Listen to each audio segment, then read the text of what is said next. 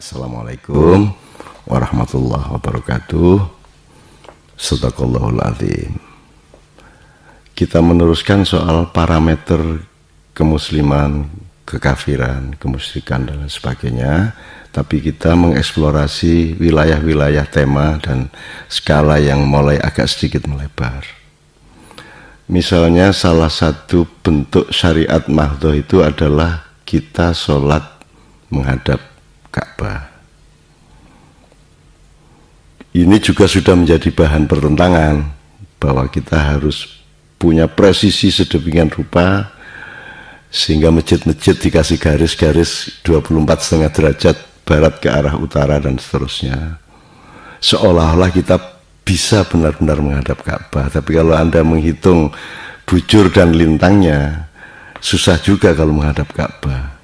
Jadi sebenarnya Ka'bah itu inisial saja. So kalau mau menghadap Ka'bah benar yo harus miring ke depan. Kalau dari Indonesia kudu miring nang ngarep berapa derajat kae sehingga wajah kita menghadap Ka'bah, karena bumi ini bulat.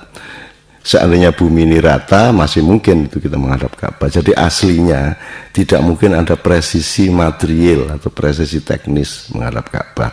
Maka kita harus punya parameter, kita harus punya cara berpikir, cara melihat, harus punya metode untuk menemukan hakikatnya ini apa sebenarnya. Nomor satu, memang ditemukan akhirnya bahwa memang harus menghadap Ka'bah. Ya, Ka'bah itu bukan hanya, itu dahsyat, bukan hanya tempat di mana kita mempersatukan wajah kita untuk menghadapkan ke suatu arah.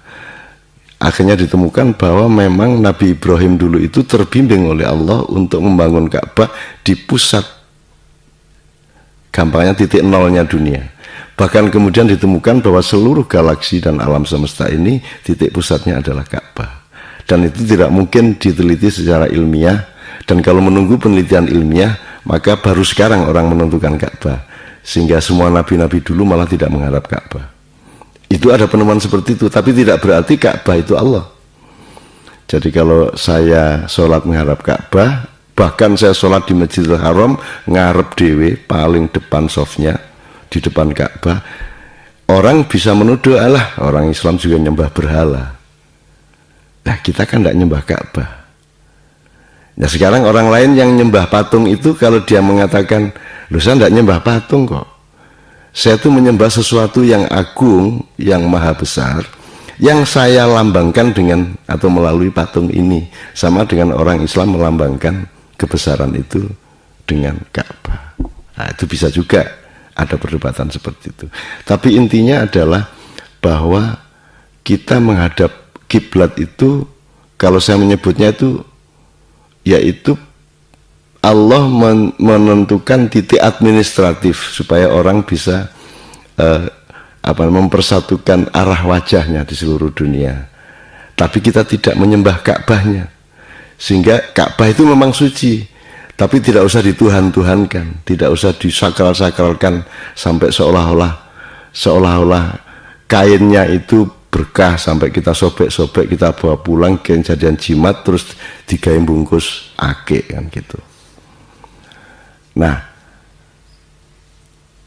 demikian juga Hajar Aswad. Kita mencium Hajar Aswad itu bukan karena Hajar Aswad punya keistimewaan secara fisik. Keistimewaannya Hajar Aswad adalah pada peristiwa di mana Rasulullah mencium dia. Maka Sayyidina Umar pun mengatakan sebelum mencium Ka'bah, kalau tidak karena Rasulullah mencium kamu, aku tidak akan bersedia mencium kamu. Kan begitu. Jadi yang dicium itu sebenarnya Allah. Yang dicium itu adalah kenikmatan kita di dalam berdialektika dan menyembah atau mengabdi kepada Allah Subhanahu wa Ta'ala. Jadi ini tidak hanya menyangkut Ka'bah, di dalam hal apapun saja sebenarnya kita harus menemukan hakiki dari persoalannya. Kalau tidak kita bertengkar, tidak karu-karuan, terus menerus gitu, sampai akhirnya nanti ada sertifikasi Ka'bah, sampai ada sertifikasi macam-macam. Nah, itu membuat kita menjadi tidak semakin dewasa, tetapi kita tidak memiliki landasan-landasan filosofis dan hakiki untuk memahami suatu hal, sehingga kita akhirnya menghabiskan waktu secara mubadzir untuk mempertengkarkan hal-hal yang sesungguhnya tidak kita pahami substansinya.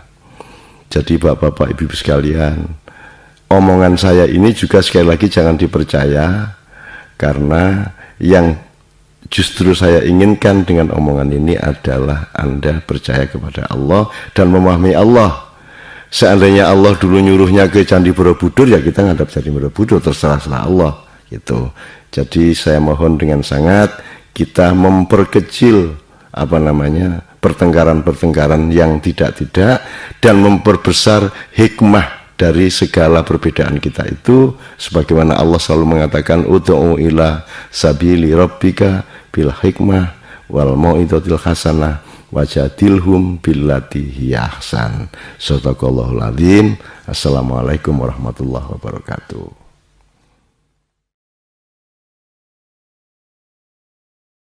وجب الشكر علينا ما دام